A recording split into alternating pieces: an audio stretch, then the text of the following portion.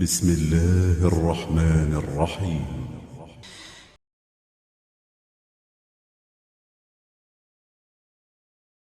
Sifat 20 memang begitu ya. Sebenarnya bagi Allah banyak sifat itu, tidak hanya 20.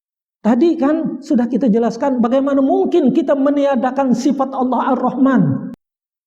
Allah tidak bersifat pengasih, Allah tidak bersifat penyayang. Bagaimana?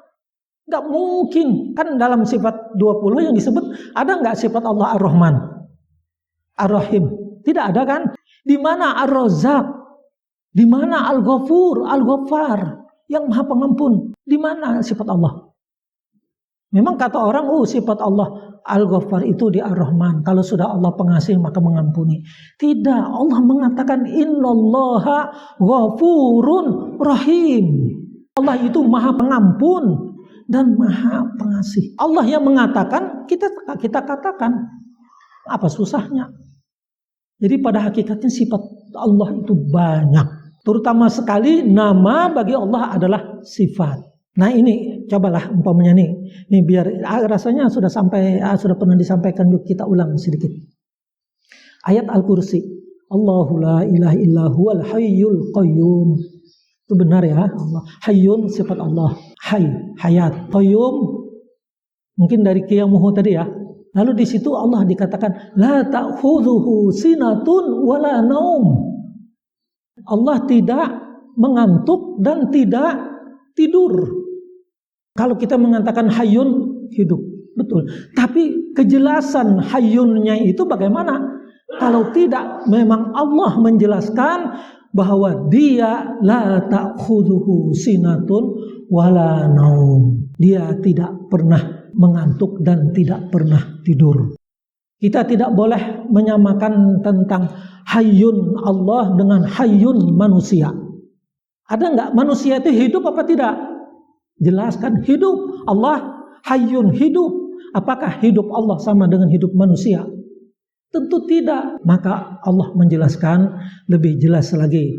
Kita menyatakan tidak samanya itu la ta'khudhuhu sinatu wala naum. Itu diantaranya ya, Allah tidak pernah ngantuk dan tidak pernah tidur. Hayyunnya manusia ya tetap dan harus mengantuk dan harus tidur.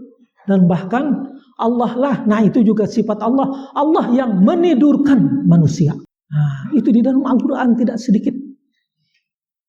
Nah, coba kalau orang tidak ditidurkan, nah, apa jadinya? Yang jelas tidak sehat. Nah, jadi orang yang tidur pun yang menidurkan Allah. Ada ayat yang dibaca begini ya biasa, yang bahwa Allah lah yang menidurkan.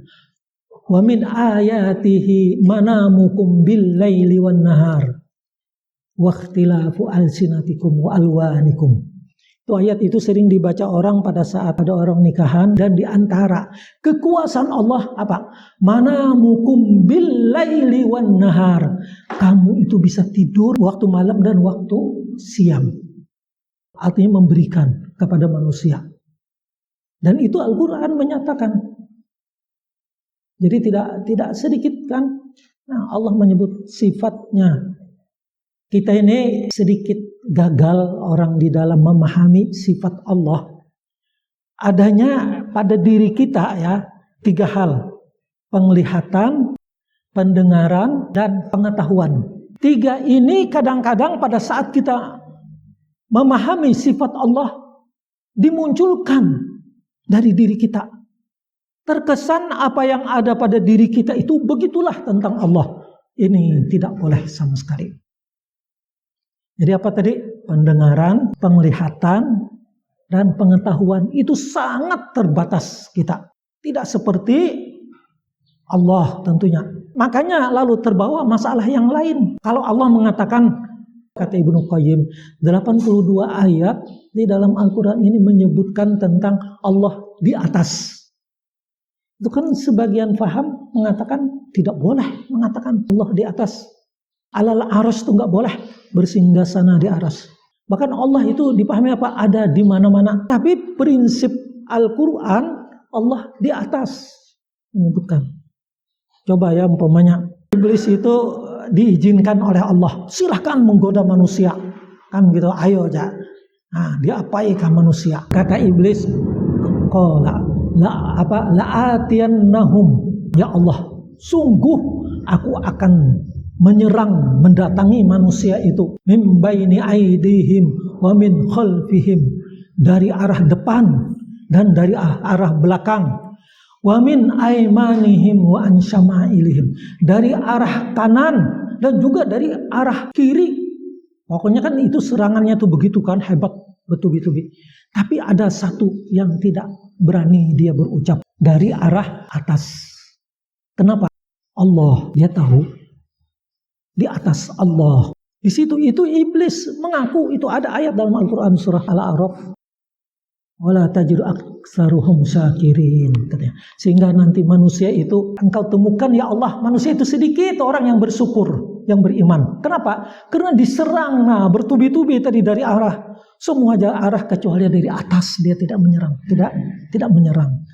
Tidak ada wa min fawqihim, tidak ada. Tahu dia Allah. Itu diantaranya kan begitu. Nah, maka ayat-ayat yang lain banyak. Umpamanya juga nih yang sering dibaca surah, kalau orang Jumatan ya, surah Sajadah itu ada. Yudabbirul amra minas sama'i ilal ardi. Allah mengatur segala urusan, yudabbirul amra, dari langit ke bumi.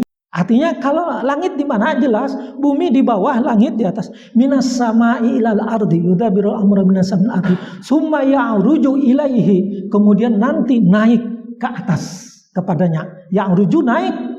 Nah, pengertian itu dari langit ke bumi, walaupun itu belum menyebutkan secara langsung, tapi dipahami summa ya'ruju ilaihi, kemudian naik ke langit.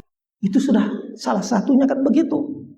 Nah, jadi pemahaman kita apalagi ya, kita mengatakan, tapi nah jangan disamakan masalah di atas itu sebagaimana pengetahuan kita. Nah, kalau di atas sudah disitulah. Sama, oh Allah umpamanya mendengar doa orang, jangan dipahami seperti kita. Seberapa Allah mendengar doa kita, umpamanya meminta. Bagaimana orang yang dalam waktu sama berdoa, umpamanya dari sini berdoa, ya, dari Panarung, kemudian dari Raja Wali berdoa waktu sama. Bagaimana Allah mendengar? Itu di ini aja kan, jangan disamakan dengan pendengaran kita. Bagaimana orang yang kemudian di tanah suci sedang berdoa meminta kepada Allah di ini?